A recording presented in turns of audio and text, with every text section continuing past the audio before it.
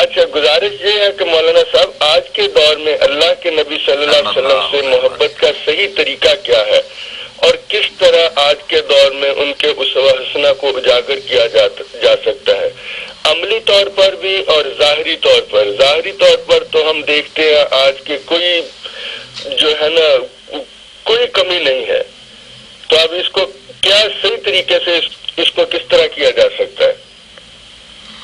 بالکل جاوید صاحب، آپ کی بات جو ہے نا، سورہ فاتحہ میں جو آخری لفظ ہم پڑھتے ہیں نا، جی جی جی، اس میں یہی بات بیان کی گئی ہے کہ ایک لوگ تو وہ ہیں جن کی نیتیں بری ہیں، ان کو اللہ نے غیر المغضوب علیہم الضالین، ان کو گمراہ کی، جو ضالین ہیں یہ برے نہیں، بات سن لیں آپ، یہ بھٹکے ہوئے راہ سے نیتیں نیک ہیں، حق کی تلاش کے لیے نکلے ہیں، حضور سے محبت کے لیے نکلے، مگر راستہ نہیں آتا، غلط طریقے سے مناتے ہیں، اسی لیے یہ بعد میں آئے غیر المغضوب علیہم، پہلے ہے کہ ان پر تو اللہ کا غضب ہے، یہ صرف ناواقف ہیں، بے خبر ہیں، ان کی نیتیں نہیں بری، بہت محبت کرنے والے، ہم کیوں کہیں محبت نہیں کرتے، مگر صحیح راستہ نہیں جانتے کہ حضور کی محبت کا طریقہ کیا ہے۔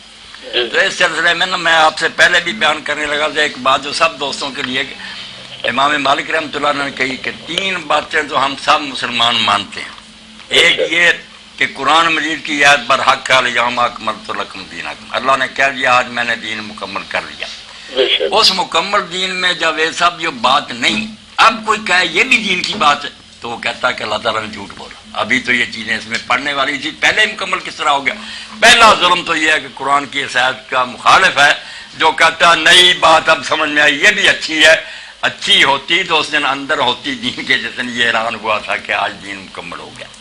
اس کے بعد دوسری بات ہے کہ دین تو اللہ نے مکمل کر لیا، معاذ اللہ حضور نے پورا نہیں پہنچایا، یہ بھی امام مالک کہتے ہیں، اللہ کہتا ہے یا ایھا رسول بلغ ما انزل الیک، پہنچا دے سارا، وَإِن لَّمْ تَفْعَلْ فَمَا بَلَّغْتَ رِسَالَتَهُ، اگر تو نے ایسا نہ کیا تو نے خدا کا پیغام نہیں پہنچایا، تیری گرفت ہوگی۔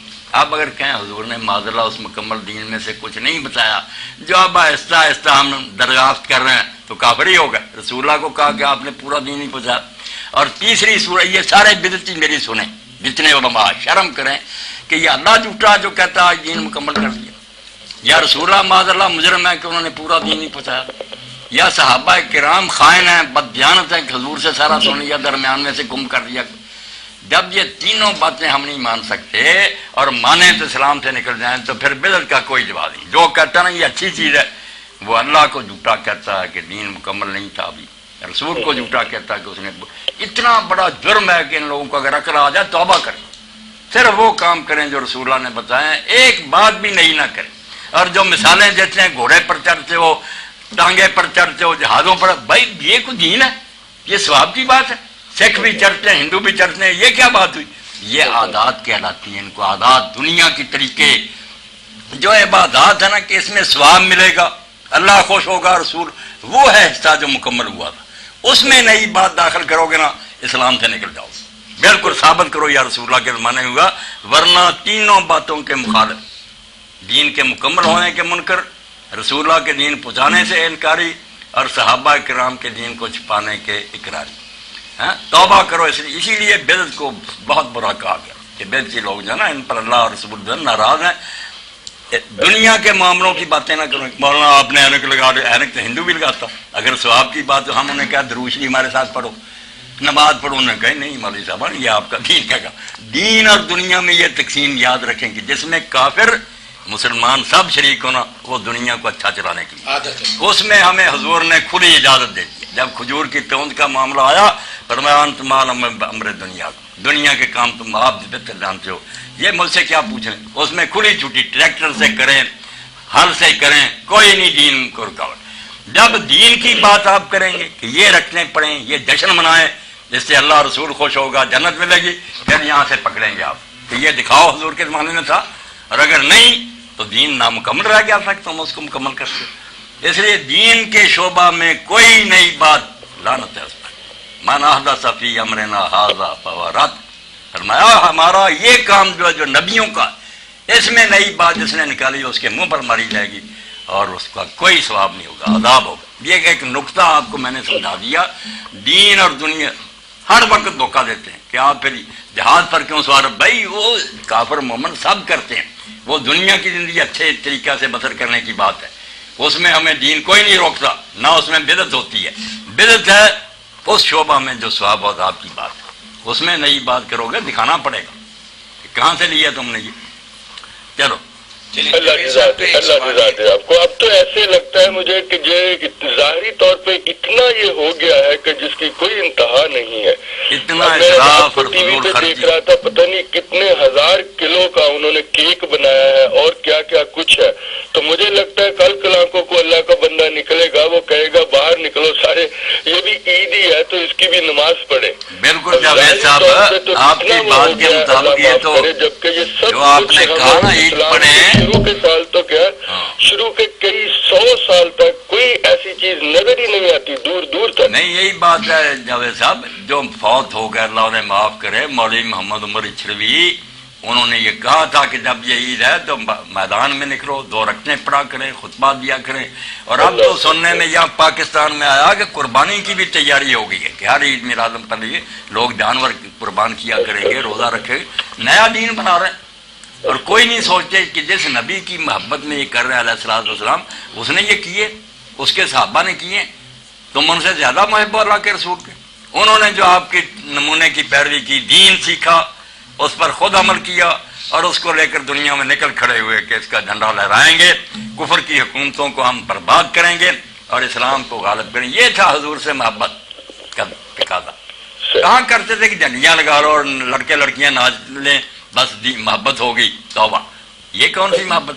نماز نہیں پڑھنا، حج نہیں کرنا، زکات نہیں دینا، اور بس ایسے کام کر کے نا اپنے دل کو خوش کر لیتے ہیں کہ ہم نے بڑے عاشق۔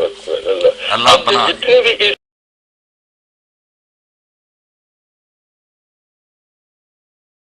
عید میلاد النبی کیا ہے؟ 23 سالہ دور نبوت میں تھی کیا؟ یہ 23 سالہ دور نبوت میں تھی، 30 سالہ دور خلافت میں تھی؟ اس کا خطبہ کیوں نہیں ہوتا؟ اس کی نماز کیوں نہیں ہوتی؟ شرعی حیثیت کیا ہے؟ فرض، واجب یا نفل؟ احکام اس کے احکام حضور نبی کریم صلی اللہ علیہ وسلم کیوں نہیں بتائے؟ آج کا مسلمان اس کو کیوں ضروری سمجھتا ہے؟ کیا وہ صحابہ کرام سے زیادہ عاشق ہے؟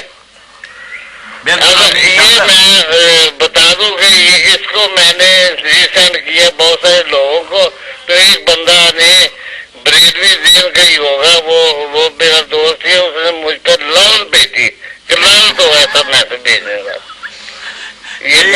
آپ کو صلاح ملنا تھا، آپ نے جب صحیح دین کی بات کی۔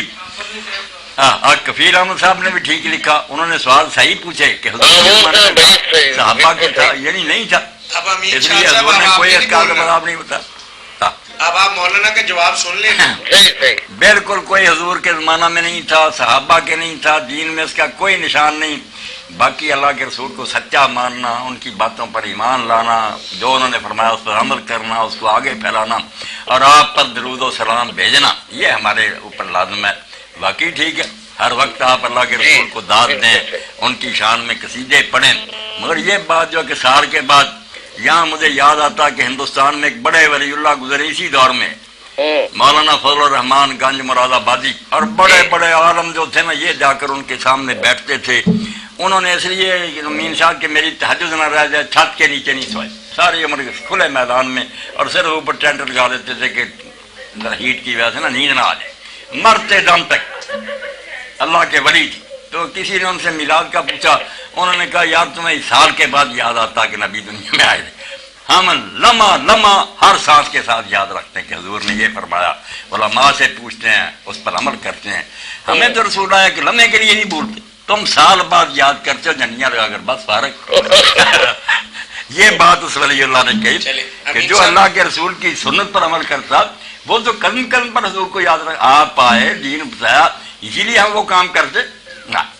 آج آپ کی پہل بھی ہوگی اور ابتدا بھی ہوگی، اللہ تعالیٰ آپ کو سلامت رکھے، کال کرتے رہیے گا۔ باقی یہ بات ٹھیک ہے کہ اللہ نے آپ بھی کہا، رسول اللہ نے حدیثیں فرمائی، صحابہ نے امت میں مانا کہ درود شریف آپ پر جتنا ہو، چھوٹے سے چھوٹا صلی اللہ علیہ وسلم۔ السلام علیکم ورحمۃ اللہ۔